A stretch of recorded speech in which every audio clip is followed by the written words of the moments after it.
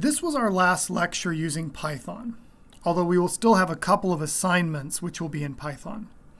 We've covered a fair amount of ground, but I'd like to provide some pointers for your further development as a practical coder.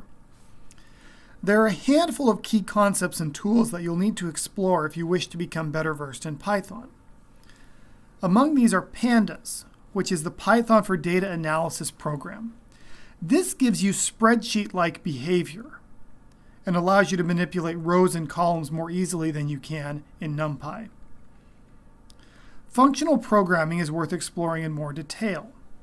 You've seen a little bit of this in the extra credit lesson, but there are many more options available to you out there in the Python ecosystem. If you're interested in machine learning, there are tools like scikit-learn, which package together a number of known techniques. Object-oriented programming, or defining classes, is a way of creating your own data types. And this can be very helpful when you start to work with compounded data. Bokeh is a way of producing interactive plots like web graphics. And then there are a number of domain-specific packages out there for astronomy, bioinformatics, nuclear mechanics, physics, and other areas.